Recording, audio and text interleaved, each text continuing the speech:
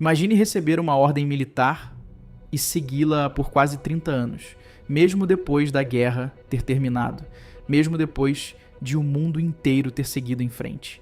Essa é a história de um dos casos mais impressionantes de lealdade e obstinação já registrados na história militar. Esse é o Eu Sabo e hoje vamos contar a história do soldado japonês Hiroo Onoda.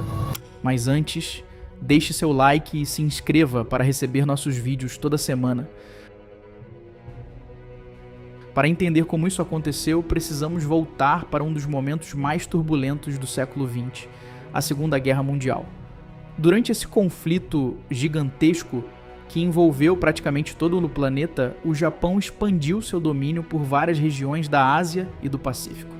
Muitas ilhas estratégicas passaram a ter bases militares japonesas e soldados eram enviados para defendê-las a qualquer custo. Em 1944, um jovem oficial chamado Hiroo Onoda recebeu uma missão. Ele foi enviado para a ilha de Lubang, nas Filipinas. Sua função era clara: liderar operações de guerrilha caso forças inimigas invadissem a região. Mas havia um detalhe crucial nas ordens que ele recebeu. Onoda não deveria se render, em hipótese nenhuma, e só poderia parar de lutar se recebesse uma ordem direta do seu comandante superior. Pouco tempo depois, a guerra chegou à ilha. Forças dos Estados Unidos e aliados avançaram pela região e a posição japonesa acabou sendo derrotada. Muitos soldados morreram, outros foram capturados. Mas Onoda conseguiu escapar para a selva junto com alguns companheiros. E foi ali que começou uma história quase impossível de acreditar. Em 1945, poucos meses depois, o Japão anunciou sua rendição. A Segunda Guerra Mundial havia terminado. No resto do mundo, soldados voltavam para casa e cidades destruídas começavam a ser reconstruídas. Mas na selva de Lubang, Onoda não acreditou.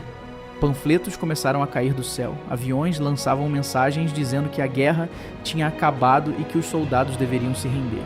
Mas para Onoda, aquilo parecia uma armadilha. Ele acreditava que os inimigos estavam tentando enganá-lo para fazê-lo sair do esconderijo. Então ele decidiu ignorar os avisos.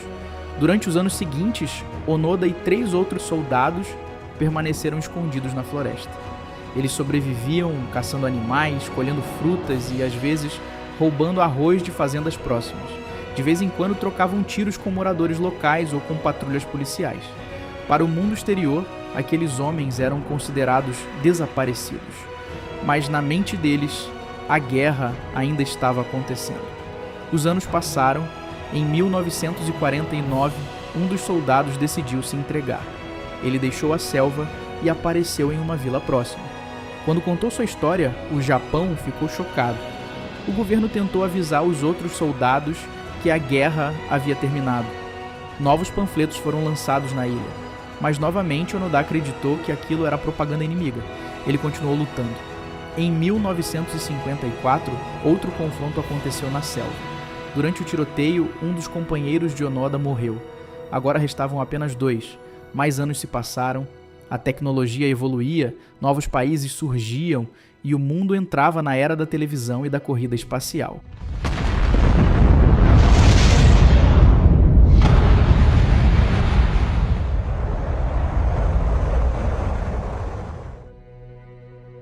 Mas na ilha de Lubang, a realidade parecia congelada no tempo. Em 1972, quase 3 décadas depois do fim da guerra, o último companheiro de Onoda morreu em um confronto com policiais. Agora ele estava completamente sozinho.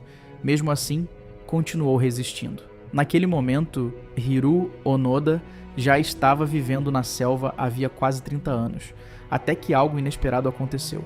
Um jovem aventureiro japonês chamado Norio Suzuki decidiu viajar pelo mundo em busca de 3 coisas curiosas: um panda, o abominável Homem das Neves e o lendário soldado japonês que ainda estaria escondido nas Filipinas. Surpreendentemente, ele encontrou Onoda. Suzuki tentou explicar que a guerra havia terminado décadas antes, mas Onoda respondeu algo muito claro. Ele só aceitaria isso se recebesse uma ordem direta do comandante que havia lhe dado a missão. Suzuki voltou ao Japão e contou a história. Então o governo japonês tomou uma decisão histórica. Eles localizaram o antigo comandante de Onoda, Yoshimi Taniguchi. Na época, ele já estava aposentado e trabalhava em uma livraria. Mesmo assim, concordou em viajar até a ilha.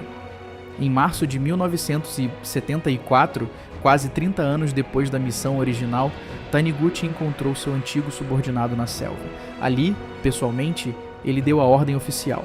Hiroo Onoda deveria parar de lutar. A guerra havia terminado. Depois de ouvir essas palavras, Onoda finalmente aceitou a realidade. Ele saiu da floresta vestindo seu uniforme antigo. Ainda carregava seu rifle. A arma ainda funcionava e ele ainda tinha munição, quase 3 décadas depois do fim da guerra. Quando voltou ao Japão, Onoda tinha 52 anos. Ele havia passado quase metade da vida acreditando que ainda estava em combate. Para alguns, ele era um símbolo de disciplina e lealdade. Para outros, um exemplo trágico de como a guerra pode prender uma pessoa no tempo. De qualquer forma, sua história se tornou uma das mais inacreditáveis já registradas. Um soldado que continuou lutando por quase 30 anos depois da guerra acabar. Curtiu nosso vídeo? Deixe seu like e se inscreva no canal.